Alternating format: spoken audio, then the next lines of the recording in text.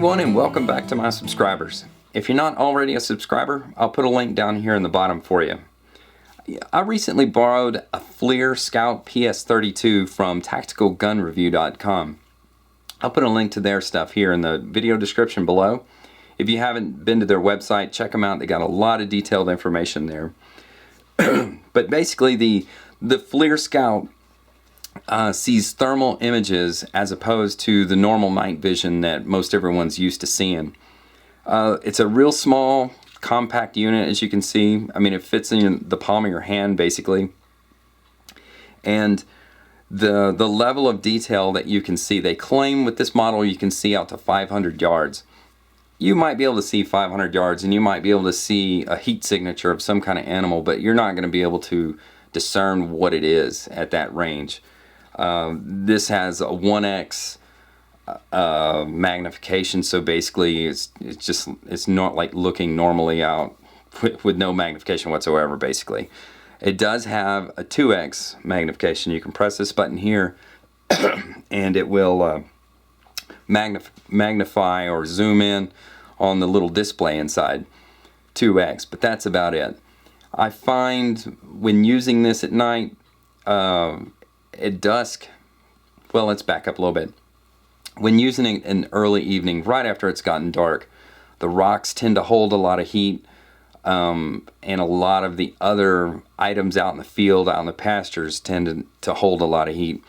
So if, say for example, you're hunting or you're scouting in an open field that has a bunch of rocks in it, and you might be looking for, say, raccoons or rabbits or something, it's going to be really, really hard to tell the difference between a rock and one of those smaller animals because of the heat signature.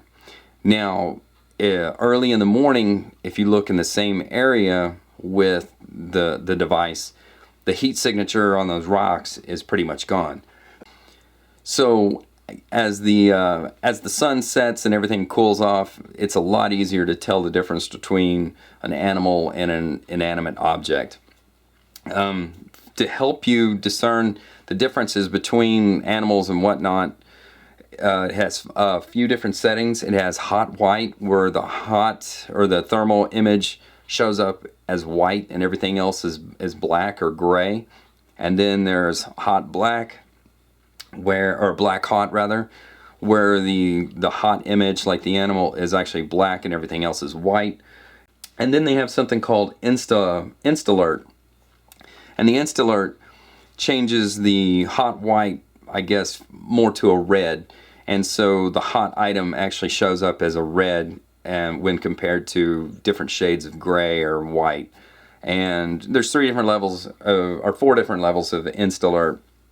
So you can, I guess, intensify how red you want the hot object or the animal to show up as. You know, the battery on this is an internal lithium battery, and I believe they say you get about 5 hours charge, or 5 hours use on a full charge.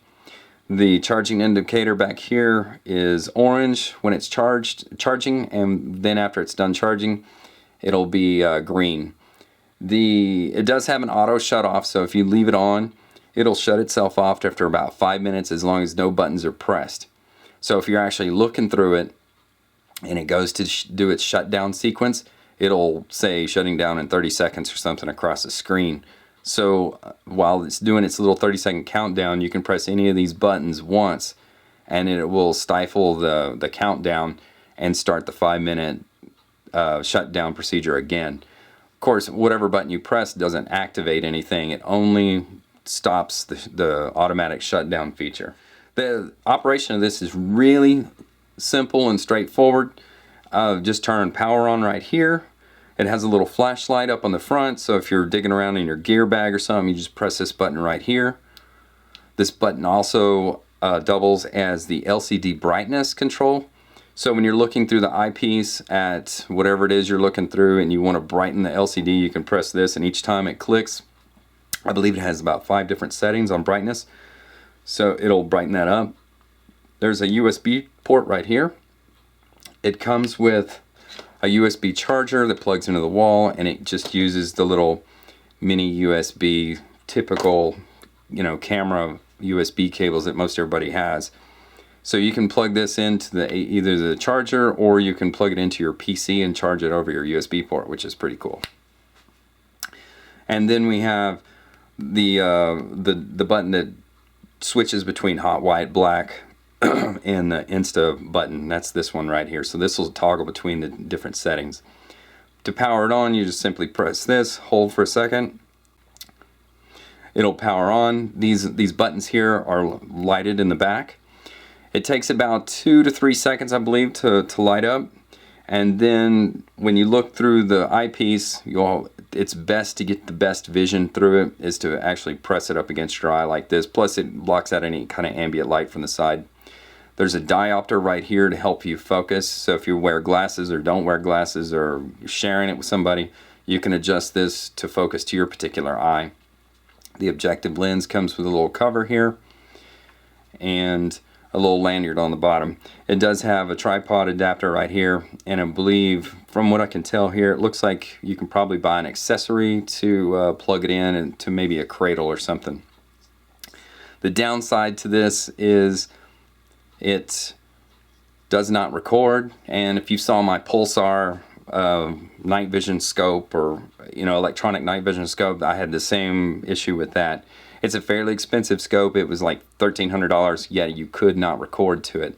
It seems very simple just to put a little SD socket in there and record to a memory card. This as well does not record. Downside to this, it's $3,000. So this is a very expensive toy, I would think. Also with night vision, or thermal vision rather, you cannot see through glass. So if you're sitting in your truck or your car and you want to look out the window, you actually have to roll down the window. This doesn't have the ability to see through glass.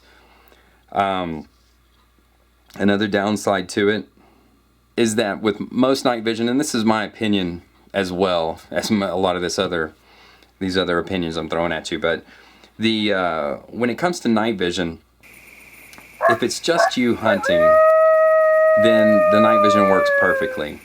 But I see hunting and getting outdoors as a social event with your friends and family. So if only one person has night vision, it kind of sucks to be the only one there, because you really can't share the moment. You can't share what you're seeing without actually passing the device back and forth to each other. So I have a hard time dropping a lot of money on night vision stuff in that respect, because I usually don't hunt alone, and $3,000 is a lot of money for one person to spend, and let alone two people to go out and spend $3,000 each on devices like this.